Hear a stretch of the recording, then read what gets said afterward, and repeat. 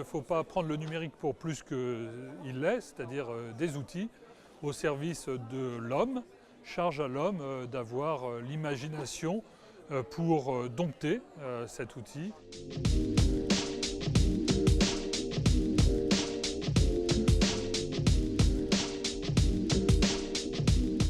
Aujourd'hui, la planète entière vit dans le même moment digital, à un tweet les uns des autres. Il n'y a pas une nouvelle que nous n'apprenions pas dans les minutes qui suivent. On est dans ce temps digital où nous avons l'obligation de prendre en main notre récit digital. Et ça se fait aussi dans le monde du travail, c'est-à-dire qu'on devient l'entrepreneur de soi-même en quelque sorte, et donc on doit se vendre sous son meilleur jour sur LinkedIn. Et c'est pas un hasard si on est tous devenus des rédacteurs en chef de nos propres vies, si on est tous devenus d'excellents photographes de nous-mêmes avec des selfies, si on est tous devenus certes des décrypteurs avisés de l'actualité, mais aussi des émetteurs, ne serait-ce que par les réseaux sociaux.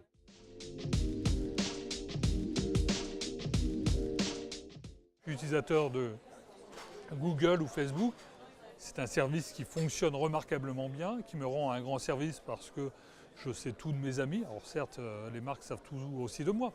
Google, j'ai des résultats dans la seconde de mes recherches et il y a un standard qui est en train de s'imposer, qui est un standard de l'excellence. Et donc j'aimerais qu'en tant que salarié, mon employeur remplisse les mêmes services de la même manière avec autant d'excellence.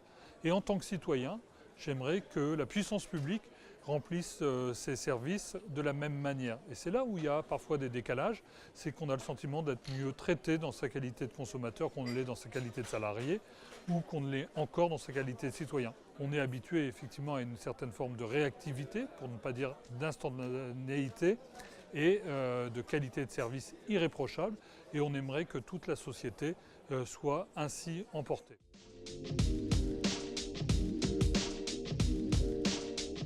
C'est un des paradoxes de la révolution qu'on est en train de vivre. Chacun ressent de manière assez intime la nécessité et les bienfaits du digital en matière d'autonomie, en matière de mobilité. Effectivement, je vais pouvoir travailler peut-être un peu de chez moi de temps en temps.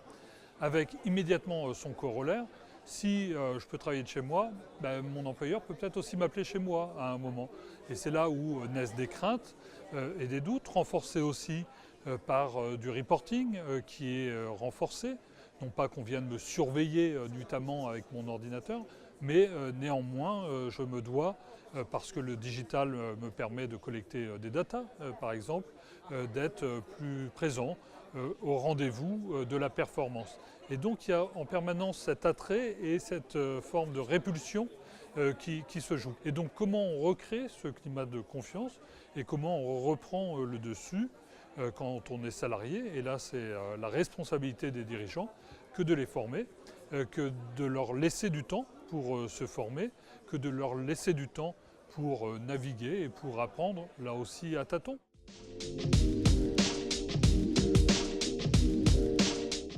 Il ne faut pas prendre le numérique pour plus qu'il l'est, c'est-à-dire des outils au service de l'homme, charge à l'homme d'avoir l'imagination pour dompter cet outil, pour lui résister au sens de prendre le dessus, pas de le repousser, et pour innover en quelque sorte, pour être toujours dans cette dynamique de découverte, parce que c'est vrai qu'aujourd'hui le numérique a cette particularité de produire chaque jour des nouveautés plus incroyables les unes que les autres, et une nouveauté chasse l'autre, et donc effectivement impose à chacun de rester à la page.